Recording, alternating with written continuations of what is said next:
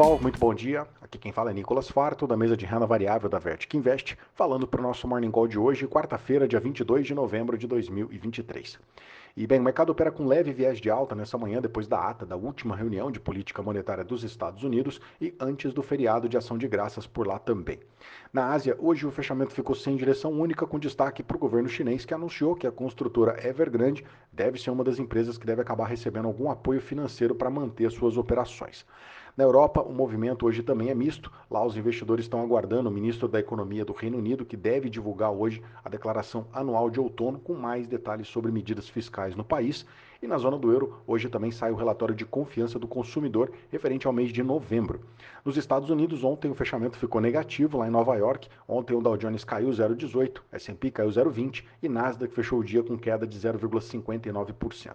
Destaque para a divulgação da ata da última reunião de política monetária do Banco Central americano, que veio com um tom um pouco mais duro. Num trecho ali do documento, eles voltam a deixar aberta a possibilidade para novas altas de juros, se for necessário. Porém, o mercado segue acreditando que isso não deve ocorrer. Novas altas de juros estão fora aí do radar do mercado. As discussões migram aos poucos para quando o Banco Central dos Estados Unidos deve iniciar um ciclo de cortes de juros. Na Bolsa de Derivativos, lá em Chicago, as apostas estão apontando aí para que esse início de cortes de juros deve acontecer a partir de maio do ano que vem. Um outro ponto que contribuiu para a sessão ficar com viés de baixa no dia de ontem foi o leilão de títulos de 10 anos dos Estados Unidos, que teve uma demanda mais baixa do que o normal, fazendo ali pontualmente as taxas de juros operarem em alta, mas acabaram voltando e fecharam em queda no fim do dia.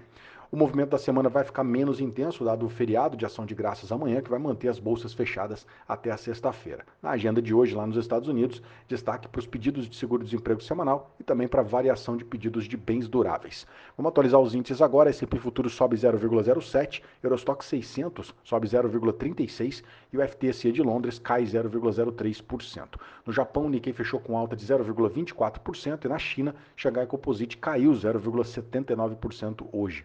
O DXY, o dólar index, está subindo 0,17% e os juros de 10 anos do mercado americano caindo 0,5%, cotado a 4,39% no anualizado. O petróleo está caindo nessa manhã mais uma vez, o Brent agora cai 0,90%, cotado a 81 dólares e 69 centavos o barril. Petróleo mais uma vez em queda hoje, depois que saiu o relatório de estoques da commodity lá nos Estados Unidos, que veio mais uma vez acima do esperado, pela quarta semana consecutiva. E o mercado, claro, deve seguir de olho na reunião da OPEP, que vai acontecer no final dessa semana e que pode definir mais cortes de produção, que pode acabar afetando o lado da oferta. O minério de ferro teve outra sessão de alta nessa madrugada lá na China. Lá em Dalian, hoje o minério subiu 1,53% e fechou cotado aos 139 dólares e 82 centavos a tonelada, o que deve continuar contribuindo para o setor de mineração e siderurgia aqui na nossa bolsa. Vindo para cá, ontem o Ibovespa foi na mesma direção do mercado americano e fechou com uma queda de 0,26%, fechou cotado aos 125.626 pontos. Dólar subiu 1%, fechou cotado a R$ 4,89 e a nossa curva de juros aqui teve alta em quase todos os vencimentos, refletindo a incerteza fiscal, principalmente depois que a Comissão de Assuntos Econômicos do Senado acabou adiando a votação para o PL que deve taxar os fundos exclusivos e as offshores.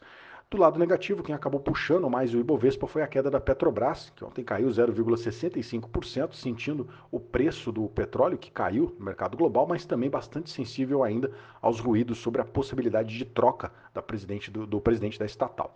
Ontem o presidente Lula teve uma reunião com o ministro da Fazenda, o Fernando Haddad, e também com o presidente da empresa, o Jean Paul Prats, do PT.